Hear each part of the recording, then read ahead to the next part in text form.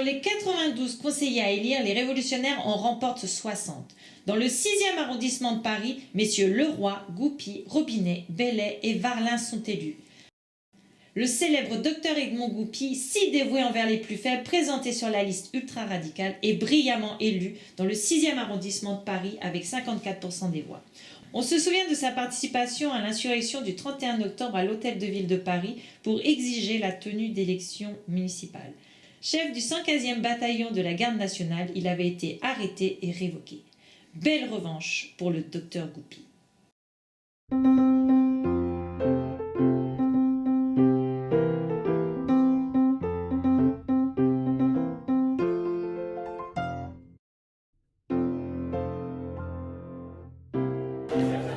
Depuis 1789, les régimes politiques se succèdent au rythme de révolutions, d'empires, de républiques, de coups d'État et de retour à la monarchie.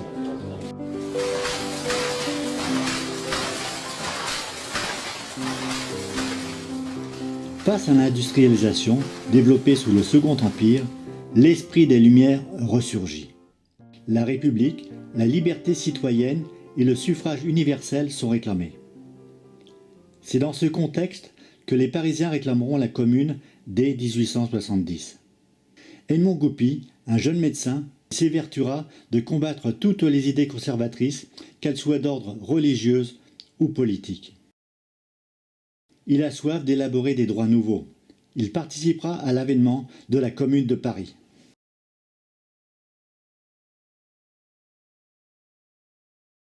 C'est dans la ville de Mayenne qu'Edmond Goupy naît le 6 avril 1838. Victor, le père d'Edmond Goupy, hôtelier et conseiller municipal à Mayenne, est un acteur fervent de la République. Il élève ses 4 enfants dans l'esprit des libres penseurs. Cette idéologie a pour principe de rejeter tout postulat religieux, philosophique ou politique, de s'appuyer sur la raison et la liberté. Edmond Goupy bénéficiera de la loi Guizot, qui, depuis 1833, fait obligation aux communes de plus de 500 habitants de mettre à disposition une école primaire et un instituteur. C'est un enfant de la République. Il n'a que 13 ans quand son frère Léon est incarcéré pour avoir pris une part active contre le coup d'État du 2 décembre 1851 de Louis-Napoléon Bonaparte, le futur Napoléon III. Il est enthousiasmé par ce frère aîné qui se bat pour défendre la République. Ce frère sera condamné sans jugement et transporté en Algérie. À sa libération, il s'exilera en Angleterre, à Jersey, de peur d'être à nouveau arrêté. En 1855, Edmond Goupy lui rendra visite et y rencontrera d'autres proscrits comme Victor Hugo et s'imprégnera de l'esprit révolutionnaire. Il a alors 17 ans. Son autre frère, Victor, président du Conseil des prud'hommes de la Seine, le sensibilisera à l'insuffisance de protection des ouvriers. Une fois le baccalauréat obtenu, Edmond Goupy fréquente la faculté de médecine de Paris, où il soutiendra sa thèse le 8 janvier 1861. Il installe son cabinet médical dans le 6e arrondissement de Paris, au quartier latin. Edmond Goupy affirme son opposition au régime autoritaire du Second Empire. Il lit le quotidien populaire Le Père Duchesne, journal révolutionnaire tendance blanquiste, tiré à 70 000 exemplaires, et Le Rappel, journal tendance radicale républicaine. Edmond Goupy proteste contre l'emprise de l'Église dans le fonctionnement de l'État. Sous l'Empire, les réunions politiques sont interdites. Seuls certains établissements ont conservé la liberté de réunion sans autorisation préalable. Les cafés, les arts lyriques, les cafés-concerts, appelés familièrement cafcons, ce sont des cafés où les clients payent en consommation, des spectacles diversifiés, chanteuses lyriques, danses, revues à grand spectacle. Dans ces arrière-salles de ces établissements, Edmond Goupy rencontre des opposants républicains révolutionnaires. Il fréquente le café Moka, proche des grands boulevards, ainsi que le café Morel, 5 avenue Gabriel, actuellement le studio Gabriel. Il y débat de l'actualité et des actions à mener contre la politique de Napoléon III. Il fréquente aussi l'Alcazar d'hiver, cafecons situé dans le quartier Saint-Denis. Selon la revue artistique L'Actualité, une jeune chanteuse et artiste dramatique s'y produit. Elle possède un talent incontestable. Elle s'appelle Estelle Collignon. Elle a une voix sympathique et pénétrante, cette voix qui touche au cœur et qui fait jaillir les larmes. Elle est jeune, elle est bien douée, elle a l'avenir devant elle. Edmond Goupy viendra la voir régulièrement et l'épousera en 1864. Qu'on buvait sous ce nom aux cieux. Oui, j'ai lu dans un bien vieux livre qu'on buvait sous ce nom aux cieux. Du mocha, que toujours on boira. Le mocha que toujours on boira. Le mocha que toujours on boira. Le mocha que toujours on boira. Edmond Goupy se plaît à écrire des chansons et aussi des poèmes sous son pseudonyme Jacques Brador, comme par exemple Farniente.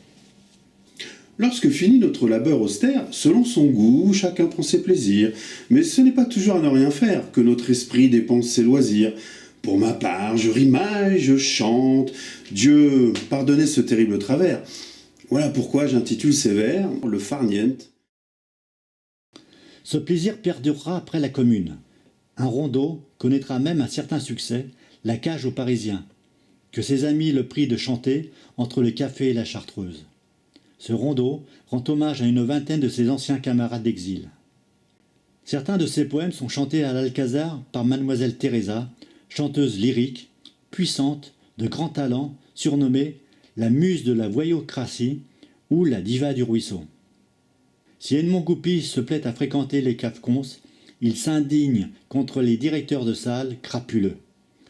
Éloi Ouvrard, chansonnier et écrivain, relate cette vie au café-concert. Selon lui, un directeur de cabaret recrutait ainsi. Envoyez-moi de nouvelles chanteuses, les autres commencent à être un peu usées pour mes clients. Il faut du changement. Ah, le métier devient terrible. Surtout ne m'expédiez pas de vieilles grenouilles. Il me faut des petites femmes jeunes, gentilles, roublardes et pas farouches, si elles veulent vivre de leur quête. Il m'en faudrait 2 pour le 9. Contre cette misère, cette exploitation, Edmond Goupy ajoute pour améliorer le sort des artistes. Il contribue à la création de l'Association de protection mutuelle des artistes lyriques. Dès 1868, Edmond Goupy fait partie d'un groupement de militants révolutionnaires au sein de la franc-maçonnerie comme Édouard Vaillant, Jules Vallès et Eugène Pottier, initiés par son ami Élie May. Il reprend le nom de Jacques Brador. Ces francs-maçons sont favorables aux idéaux républicains comme la démocratie directe et s'opposent aussi à toute forme de violence. Au sein de la franc-maçonnerie, Edmond Goupy suit le rite écossais ancien et accepté. Dans la loge dissidente, l'Alliance fraternelle, ouverte aux travailleurs, et milite pour une plus grande ouverture de la franc-maçonnerie aux femmes. Il en sera le président. Il crée la revue La Réforme maçonnique écossaise et en devient le rédacteur en chef. Il devient vite le porte-parole des dissidents qui critiquent la centralisation, la hiérarchie et le rattachement des plus hauts grades au Grand Orient. Il obtient la promesse du grand maître Adolphe Crémieux de l'instauration du suffrage universel dans les décisions internes. Hélas, le très illustre grand maître, Bénédicte Allegri, nouvellement installé, ne tient pas la promesse et affirme dans sa proclamation d'installation que les dissidents renoncent à leur demande. Ce qui est faux. Edmond Goupy répond à ce mensonge ainsi. Pardonnez au plus humble de vos sujets maçonniques de vous signaler dans votre premier acte d'autorité une faute grave contre la vérité et contre la justice. La maçonnerie est plus grande que vous-même, très illustre grand maître, incomparablement plus grande que toutes ces piètres vanités qui vont désormais graviter dans l'orbe de votre pouvoir. Edmond Goupy s'éloignera de cette loge et rejoindra bien des années plus tard la loge La Justice 133. Le 19 juillet 1870, Napoléon III entraîne la France dans une guerre contre la Prusse. Sa cuisante défaite militaire à Sedan et l'invasion prussienne conduisent à l'effondrement de l'Empire. Le 4 septembre 1870, sous la pression de la foule, la Troisième République est proclamée par Léon Gambetta à l'Hôtel de Ville de Paris. Dans la confusion est constitué un gouvernement de défense nationale avec à sa tête le général Trochu, gouverneur militaire, ancien orléaniste. Ce gouvernement à dominante républicaine se situe néanmoins dans le prolongement de l'Empire et surtout ne répondra pas aux aspirations et aux besoins du peuple. Pour défendre Paris, une garde nationale, armée citoyenne, est constituée avec ses bataillons de quartier en remplacement de l'armée régulière repliée à Versailles. Edmond Goupy est nommé commandant du 115e bataillon, cantonné sur le 6e arrondissement. L'armée prussienne continue d'envahir le nord de la France et fait le siège de Paris. N'ayant pas trouvé d'alliance européenne contre la Prusse, le gouvernement veut faire cesser le combat coûte que coûte. Il ne distribue pas d'armes aux Parisiens qui veulent continuer de se battre, de crainte qu'ils les retournent contre lui. La population parisienne souffre du siège des Prussiens. Elle meurt de faim. Edmond Goupy, à l'instar des Républicains, réclame l'organisation d'élections municipales. Un mois après la proclamation de la République, le gouvernement n'a toujours pas procédé aux élections de la municipalité de Paris, pourtant promises. La situation ayant été profondément modifiée, il est devenu évident que des élections faites sous le canon seraient un danger pour la République. Le gouvernement décide d'ajourner les élections. Le 8 octobre après-midi, une manifestation a lieu place de l'Hôtel de Ville pour protester contre cet ajournement. Une foule compacte de 4000 personnes crie « Vive la Commune !» Jules Ferry, secrétaire du gouvernement, refuse de recevoir toute délégation de manifestants et se tient prêt à livrer bataille contre eux. À 5 heures du matin, la foule se retire dans le calme. Après cette manifestation durant laquelle la population n'a pas réussi à se faire entendre, Edmond Goupy organise, au sein de la mairie du 6e arrondissement, un groupe insurrectionnel. Au nom d'une République en danger, il convainc les employés de mairie, les élus, le maire de la nécessité de dénoncer le projet d'armistice et d'obtenir la démission du gouvernement. Octobre 1870. La population s'impatiente toujours devant l'inaction militaire du gouvernement et l'accuse de trahison avec la Prusse, de ne plus défendre la patrie. L'atmosphère est explosive. Le 28 octobre, les journaux relatent 3 informations qui causent une vive exaspération des Parisiens. À Metz, le maréchal Bazaine, avec ses 226 000 soldats, capitule devant l'armée prussienne. Au Bourget, ville au nord de Paris, pourtant reconquise et reprise par l'ennemi. À Tours, Adolphe Thiers négocie en secret avec Bismarck un projet d'armistice. C'en est trop. Le 31 octobre 1870 est une journée décisive qui est marquée par une série de faits retentissants qui annoncent la Commune. Elle aura également des conséquences judiciaires pour Edmond Goupy. Charles Delécluze, journaliste au quotidien Le Réveil, appelle à une marche sur l'Hôtel de Ville où se tient un conseil exceptionnel du gouvernement. Le mécontentement des Parisiens est tel que ce rassemblement se transforme rapidement en insurrection. La foule a envahi l'Hôtel de Ville. Elle ne demande plus seulement des élections. Elle exige la Commune. Edmond Goupy est porteur d'une délibération de la commission municipale du 6e arrondissement. Écoutons-le. Peuple de Paris, pendant que Châteaudun se fait écraser, Bazaine capitule.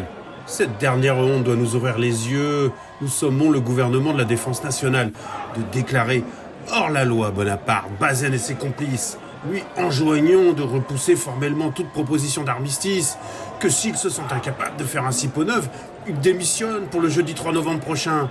Dans cet intervalle, le peuple de Paris saura le remplacer. La victoire ou la mort. Vive la République!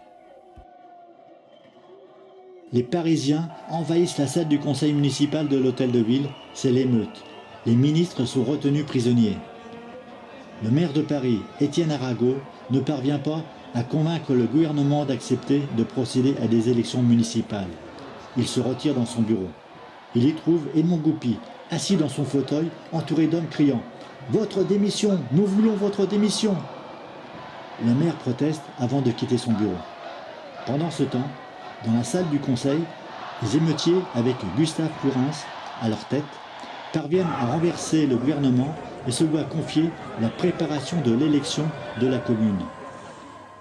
Alors qu'Edmond Goupy regagne sa mairie du 6e arrondissement, le président du gouvernement, le général Trochu et Jules Ferry parviennent à s'échapper.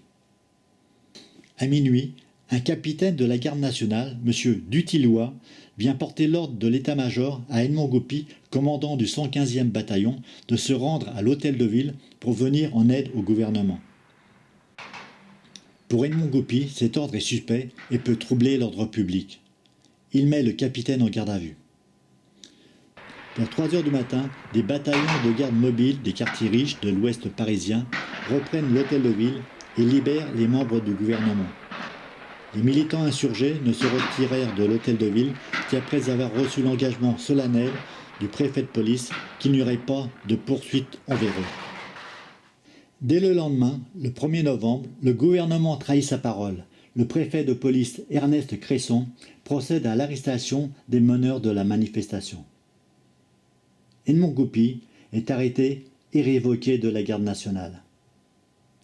Incarcéré à la prison de la Santé, il s'y évade rapidement d'une manière assez amusante, comme le raconte Charles Chinchol dans son livre « Les survivants de la Commune ».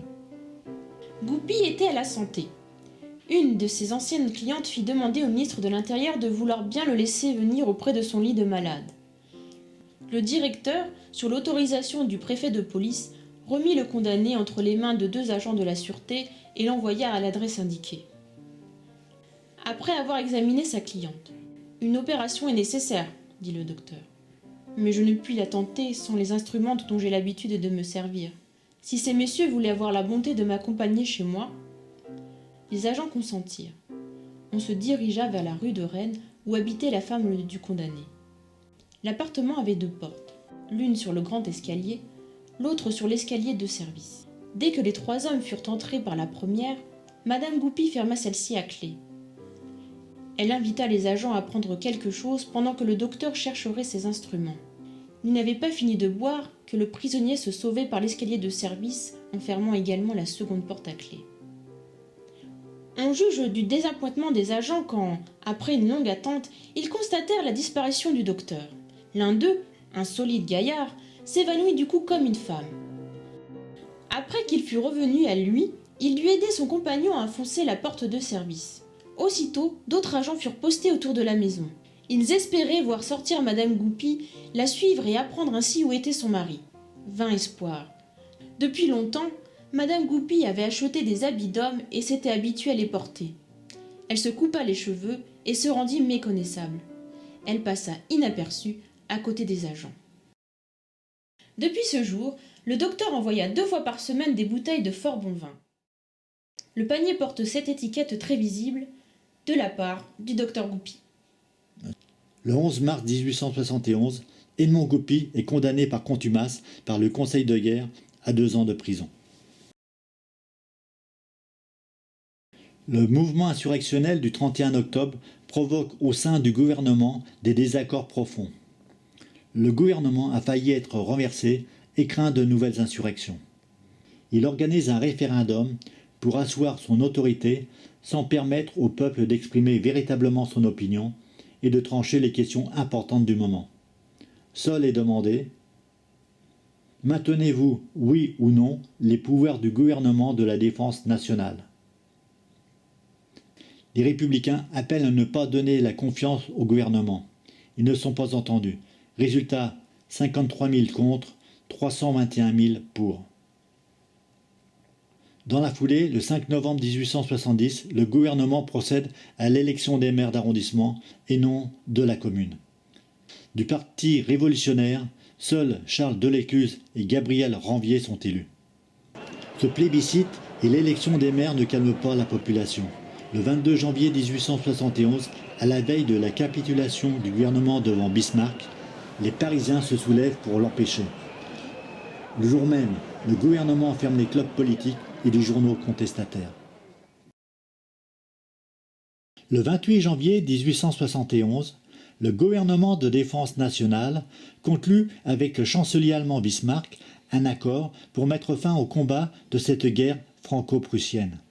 Par cet armistice, le gouvernement s'engage à désarmer les Parisiens, résistant à l'occupation et à céder l'Alsace-Moselle à l'Empire allemand.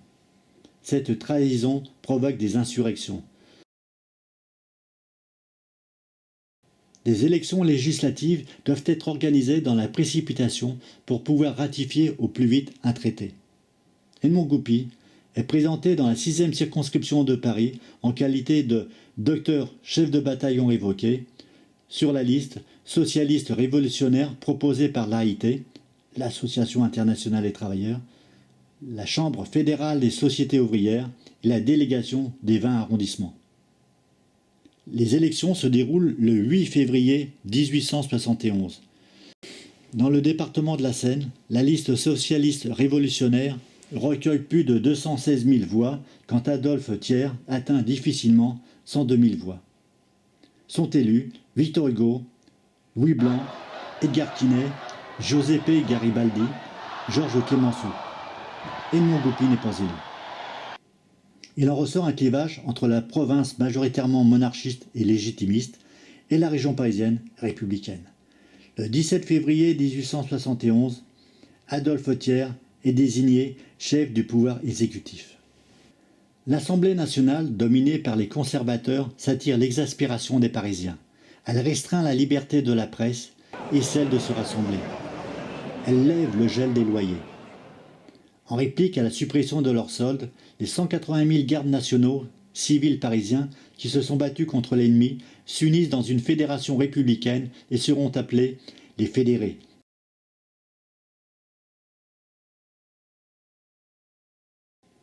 Le 18 mars, Adolphe Thiers, chef du gouvernement, décide de reprendre la situation en main. Il décide de retirer aux Parisiens leurs 171 canons situés sur la butte Montmartre et à Belleville, pour les livrer à l'armée prussienne. Thiers déclenche la guerre civile. Le général Lecomte s'empare des canons et n'hésite pas à donner l'ordre de tirer sur la foule. C'en est trop. Les gardes nationaux mettent crosse en l'air et fraternisent avec le peuple. C'est l'insurrection. Le gouvernement décide d'abandonner Paris et se réfugie précipitamment à Versailles. Il est remplacé par un comité central de la garde nationale. C'est alors que les républicains se divisent sur la question d'une conciliation avec Versailles pour arrêter la guerre. Edmond Goupy œuvre à l'unité républicaine. Le comité central de la garde nationale décide d'organiser de nouvelles élections municipales. Les élections se tiennent le 26 mars. Les républicains remportent les élections. Désopprimé soit l'éclaireur à tous les peuples de la terre, porteur la paix et le bonheur.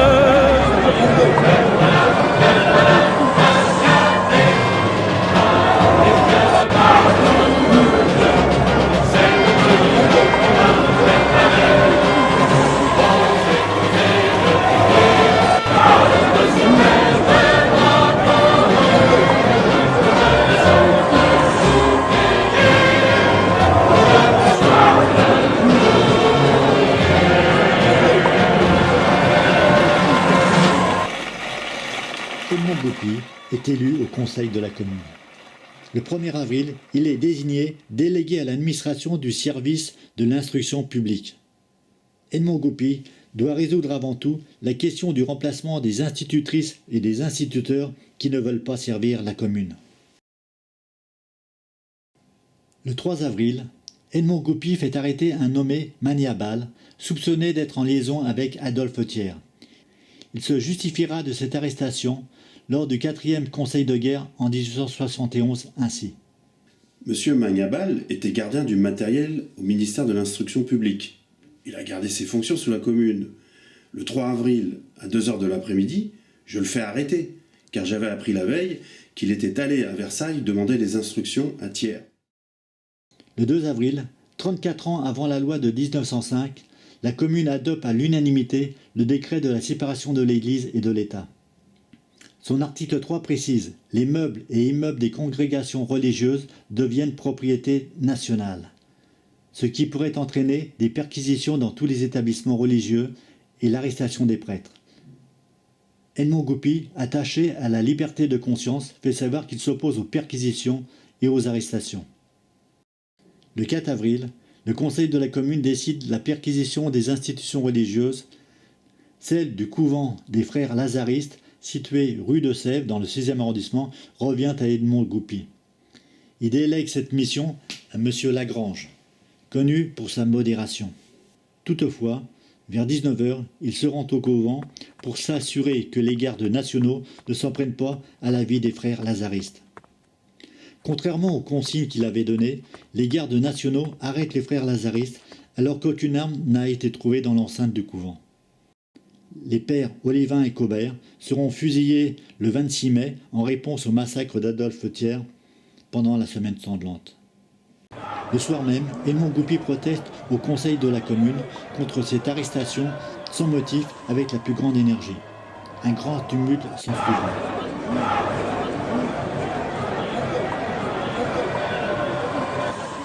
Le comité central de la garde nationale, mis en place le temps de procéder aux élections, continue de s'ingérer dans la conduite politique de la commune. Edmond Goupy n'accepte pas cette ingérence, notamment leur décision dramatique de la sortie de Paris vers Versailles. Avec une vingtaine de membres de la commune, il conteste les mesures prises sous l'influence de ce comité central, comme le renoncement à la liberté totale de la presse et à la publicité des délibérations. Il conteste les perquisitions des établissements religieux et la saisie des objets du culte. Il conteste aussi le décret des otages qui prévoit que toute exécution d'un communard par les Versaillais sera suivie de l'exécution de 3 personnes reconnues de complicité avec le gouvernement. Edmond Goupy, attaché depuis toujours à la liberté de penser, ne peut admettre les confiscations de liberté et l'emprisonnement pour des idées politiques ou religieuses. Il démissionne le 7 avril au bout de 12 jours de mandat. Malgré les écarts politiques au sein de la commune, le combat sera commun pendant les 72 jours qu'aura duré la commune. Les services publics sont assurés malgré le siège, par exemple par la constitution de cantines municipales dans les quartiers les plus pauvres. Seront adoptées des mesures révolutionnaires pour l'époque, la séparation de l'Église et de l'État, le contrôle des élus par les citoyens, l'instruction gratuite, laïque et obligatoire, la gratuité de la justice, la suppression de toute distinction entre enfants légitimes et naturels. La commune se terminera par la semaine sanglante du 21 au 28 mai 1871, durant laquelle le gouvernement de Versailles écrasera le peuple de Paris, mais pas ses aspirations.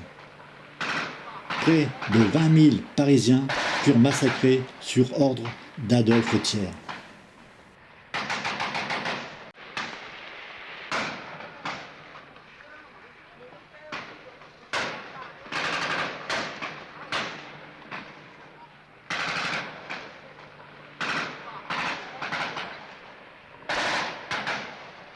Les conseils de guerre prononceront 10 137 condamnations, dont celle d'Edmond Goupy, qui avait pris le soin après la Commune de se cacher avec sa femme à Marlotte, en Seine-et-Marne. Revenu dans sa famille à Mayenne, il se livrera à la justice le 13 septembre 1871.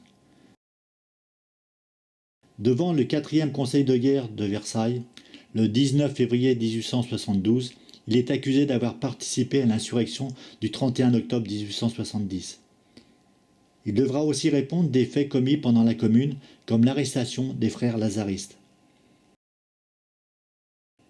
Pour lui éviter la peine de mort ou la déportation, des témoins viennent dire sa faible participation aux décisions de la Commune et sa générosité envers les nécessiteux.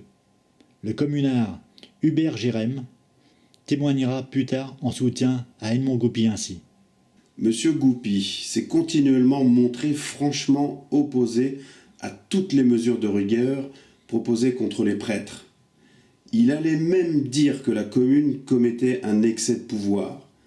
C'est parce qu'on refusa de l'écouter qu'il donna sa démission, chose que j'ai beaucoup regrettée parce que, doué d'un grand sens politique, il pouvait, selon moi, avoir une certaine influence et empêcher beaucoup des excès et des extravagances qu'on commençait à commettre. Peu importe, le Conseil de guerre le condamne à 2 ans de prison. Le lendemain, il est condamné à 3 ans supplémentaires pour immixtion dans des fonctions publiques pendant la Commune. Il lui plaira de dire « Je fus ministre pendant 5 jours à l'instruction publique, mais en ce temps-là, on payait mal. Ça m'a valu 5 ans de prison. » Son recours en grâce du 6 juin 1872 est rejeté et c'est seulement le 23 mai 1874 que sa peine est réduite à 3 ans.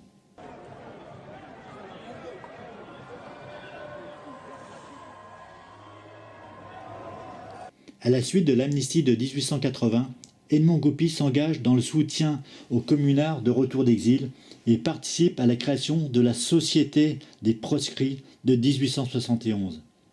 Il relance avec quelques amis la Société des combattants de 1871, qui devient l'Association fraternelle des combattants de la Commune. Élu président le 1er septembre 1905, il le reste jusqu'en 1918.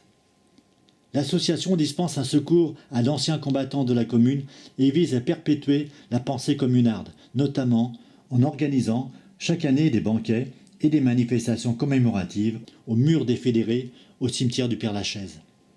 En 1911, l'association est réunie devant le Louvre en présence de Zéphirin Camélina, Jean Alman, Nathalie Lemel et Edmond Goupy.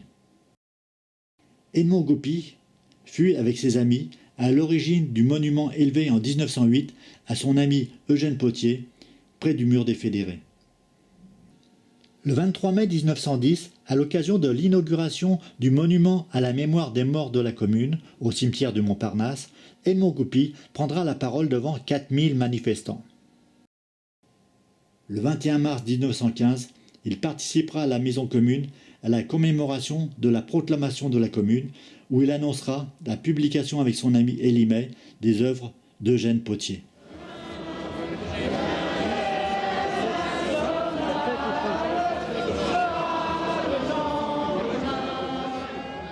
Après sa libération, il reprend l'exercice de la médecine dans son nouveau cabinet médical, 14 rue de Rivoli à Paris. Toujours attentif aux plus nécessiteux, il leur réserve des consultations gratuites. Edmond Goupy est toujours convaincu de la nécessité de s'appuyer sur la raison et non pas sur des croyances ou des doctrines préconçues. Il entre en guerre contre les médecins qui s'opposent encore aux branches nouvelles de la médecine comme la chimie organique, la chimie du vivant. Pour lui, si la chimie a révolutionné toutes les autres branches de la science et si l'industrie en a tiré un grand profit, la médecine doit en bénéficier. Ainsi, dans son laboratoire de chimie et de microscopie pathologique, il dirige des travaux pour développer la vaccination, l'hygiène. Il est le rédacteur en chef de La lutte pour la vie, bulletin trimestriel consacré à la prévention et au traitement des maladies mortelles comme la tuberculose pulmonaire.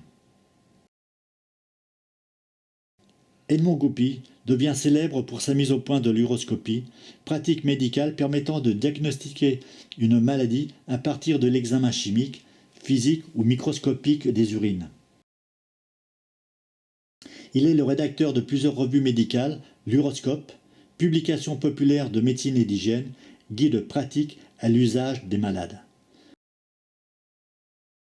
En 1896, il met au point l'aérofiltre ventilateur, un système de ventilation continue pour purifier l'air dans les pièces comme les salles d'hôpitaux, les wagons et les bas-fonds.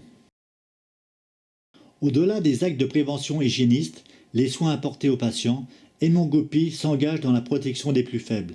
Il tient à leur apporter des droits. Le 5 septembre 1881, témoin de la catastrophe ferroviaire à Charenton en raison de l'insuffisance de voies sur la ligne Paris-Lyon-Méditerranée, il a l'idée d'une société protectrice des hommes bien distincte de la charité. Il existe bien une société protectrice des animaux depuis des années. Il fonde la Ligue de l'intérêt public, société protectrice des citoyens contre les abus. dont le but est de défendre les hommes contre les abus du pouvoir dont ils sont victimes et lutter pour améliorer le sort de la classe des travailleurs. Soulager les pauvres, appuyer les faibles, tel est le double devoir. Elle préfigure la Ligue des droits de l'homme fondée en 1898. Edmond Goupy émet l'idée d'une assurance contre le chômage. En attendant que se fondent des compagnies d'assurance contre le chômage pour cause de maladie, ce que nous verrons un jour, il faut espérer, nous ne verrions plus le spectacle navrant de milliers de travailleurs jetés, du jour au lendemain, sans ressources, sur le pavé. En 1895, Edmond Goupy projette la société philanthropique du logis pour tous, appelée aussi une maison pour rien. Un ouvrier peut devenir propriétaire de sa maison en payant pendant 10 ans une location. En cas de maladie ou décès avant le terme, la veuve reste propriétaire et la moitié des annuités versées lui sont remboursées pour se procurer les moyens d'existence. Porteur de valeurs humanistes, il prendra en 1894 fait et cause pour l'anarchiste Émile Henry, accusé d'avoir lancé une bombe au café Terminus à la gare Saint-Lazare. Il soutiendra aussi un autre anarchiste, Charles Malato.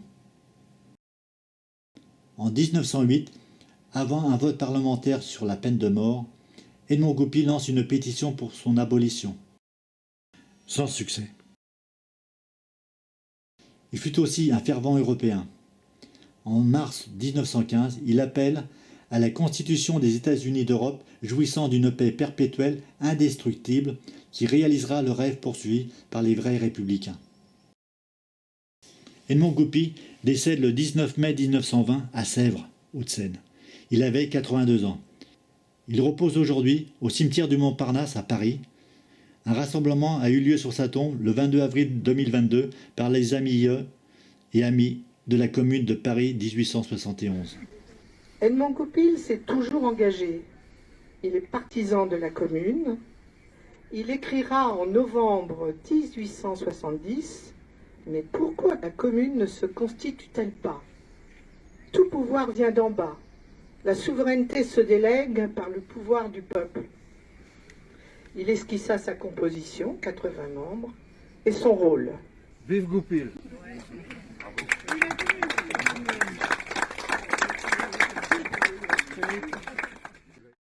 En 2021, un hommage fut rendu à Edmond Goupy dans le quotidien Nord-Mayenne comme communard mayennais. Républicain, libre penseur, communard, docteur, chanteur, venant en aide aux plus démunis, Edmond Goupy est aussi un chercheur curieux, un inventeur. En 1896, lors de l'exposition d'hygiène de Paris, il invente le kiosque signal de circulation, l'ancêtre des feux tricolores. Un agent de police, dans une cabine placée au centre du carrefour, tourne un volant et fait pivoter le mot « halte » ou « passer ». Les kiosques sont placés l'un à l'intersection des boulevards Montmartre et Poissonnière, au carrefour des Écrasés, un autre sur le boulevard des Italiens. Cette innovation suscita bien des plaisanteries et fut retirée après 20 jours d'utilisation. Il provoquait l'attroupement de nombreux curieux et surtout, ces signaux n'étaient pas respectés. Cette toute jeune Troisième République, née après la débâcle de Napoléon III et de son empire, a vu dès sa proclamation des révoltes populaires à Paris comme en province pour qu'un nouveau pouvoir émane du peuple. À Paris, Edmond Goupy a pris sa place lors de l'insurrection du 31 octobre 1870 et lors de la Commune de Paris. Si un courant de liberté a permis l'éclosion de pensées nouvelles, les forces conservatrices les ont vigoureusement combattues. Durant les 62 jours que dura la Commune, se posa la question de la représentation du peuple et celle de l'exercice du pouvoir. Malgré les conditions difficiles de la guerre civile, du siège de Paris et de la famine, les Parisiennes et les Parisiens participèrent activement aux décisions de la Commune. Sous des formes nouvelles d'exercice du pouvoir, des avancées sociales ont pu avoir lieu, avancées qui mettront des décennies à être reprises. Cette question de la représentation du peuple a continué à se poser par la suite et jusqu'à aujourd'hui. Les divers mouvements sociaux ou révolutionnaires du XXe et XXIe siècle ont revendiqué une filiation avec la Commune. L'exercice du pouvoir lors de la Commune peut ainsi inspirer notre époque contemporaine.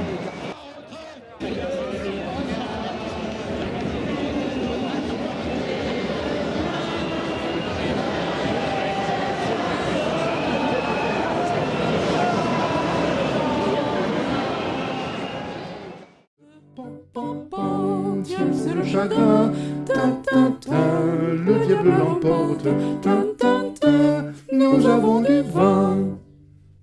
De plus ils se marient, croient trouver le bonheur dans cette étroite vie, selon bagne du cœur. Moi je préfère Angèle, ma maîtresse infidèle, à quelques demoiselles, sans amour, sans ardeur. Pan, pan, pan, qui frappe à ma porte, pan, pan, pan, tiens, c'est le chagrin, tin, tin, tin, le diable l'emporte, tin, tin, tin, nous avons du vin. À sa mort, il ordonne qu'on lui fasse un long deuil, en marbre une colonne, en plomb un long cercueil. Moi je veux que ma bière soit modeste et légère, qu'on l'arrose à plein verre de vieux vin d'Argenteuil. Pan, pan, pan, qui frappe à ma porte, pan, pan, pan, tiens, c'est le chagrin, tin, tin, tin, le diable l'emporte, tin, tin, tin, nous avons du vin.